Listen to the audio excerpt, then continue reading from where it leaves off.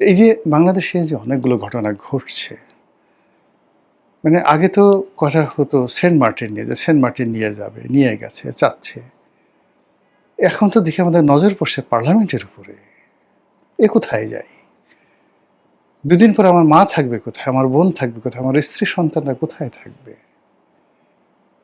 আমার ব্যাংক বিমা কোথায় থাকবে? আমার বাংলাদেশ ব্যাংকের রিজার্ভ কোথায় থাকবে? আমার বিচারালয়, সুপ্রিম কোর্ট কোথায় থাকবে? আমার প্রধান বিচারপতি তার এজলাসে কি ঠিকমতো বসতে পারবেন? এ কি অবস্থা? কারা এই কাজ করলো?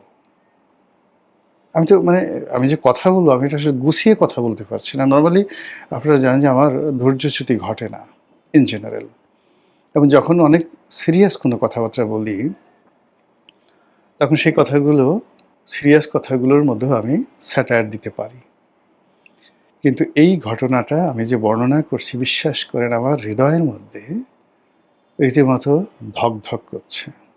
আমার চোখের সামনে যখন এই যে আপনাদের সাথে কথা বলছি, আমার দুটো চোখের মধ্যে যন্ত্রণা হচ্ছে। ওই দৃশ্যগুলো আমি বারবার শুধু কল্পনা করছি। আর ওখানে যে সকল কথাবার্তা হয়েছে, যে মুখগুলো দেখেছি, সেই মুখগুলো স্মরণ করলে আমার মধ্যে কী ধরনের একটা অনুভূতি হচ্ছে। এটা কেন আমরা যাদেরকে ভোট দিয়েছি, বা ভোট না দিলেও যারা বলছে যে আমরা তাদেরকে ভোট দিয়েছি, যারা রাষ্ট্র চালাচ্ছে, তাদের এই সুমতি কেন এলো না?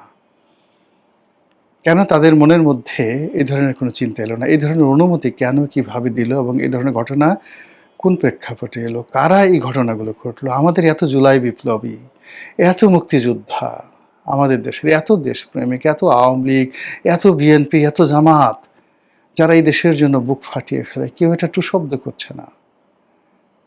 কেউ একটা টু শব্দ করছে না। কেন এরকম হলো? এটা কি ধরনের লক্ষণ? এ কিসের প্রতিধ্বনি? এ কিসের আওয়াজ?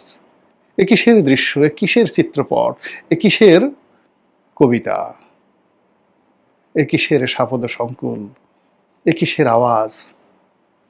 এ আমরা কি দেখছি? কেন এরকম হলো?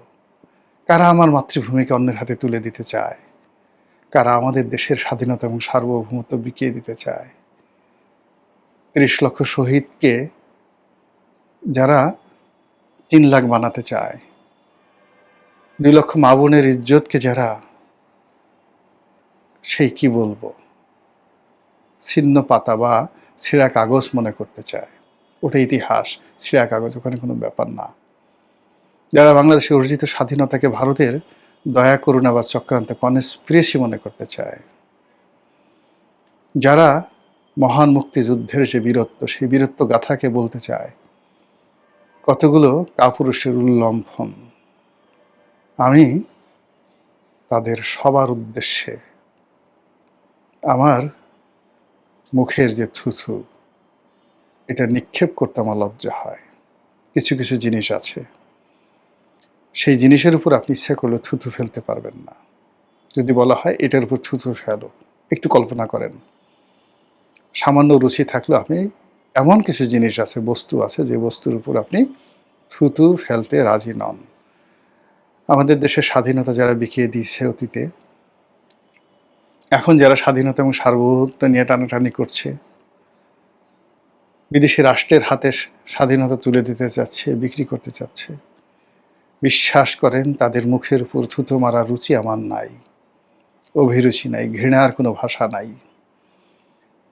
আমি তাদেরকে শাস্তি দেব বা বিচার করব, এইরকম স্পর্ধা আমার নেই, রুচি নেই, ক্ষমতা নেই, আমার মস্তিষ্ক কল্পনা করতে পারছে না এই সমস্ত লোকদের কি ধরনের বিচার হওয়া উচিত।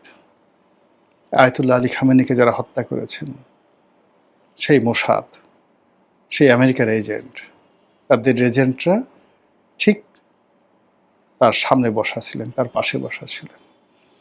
আমাদের এই দেশকে বিক্রি করার জন্য যে সমস্ত লোক ঘুরে বেড়াচ্ছে আমাদের এই সমাজের পোশাক পরে, তারাও মানুষ, তাদেরও দুটো পা আছে, দুটো হাত আছে, তারাও আমাদের মতো খাবার দাবার করে খায় এবং আমাদের মধ্যে ঘুরে বেড়ায়। সেই মানুষগুলো আমাদেরকে কোথায় নিয়ে যাচ্ছে? একবারের জন্য একবার একটু চিন্তা করুন।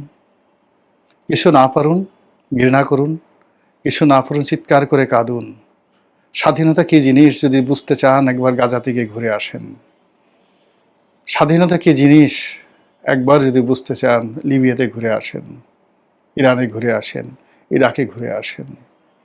স্বাধীনতার মূল্য কতটা নির্মম এবং নিষ্ঠুর যদি বুঝতে চান, একবার একটু ভিয়েতনামে ঘুরে আসেন, এমনকি আফগানিস্তানে ঘুরে আসেন।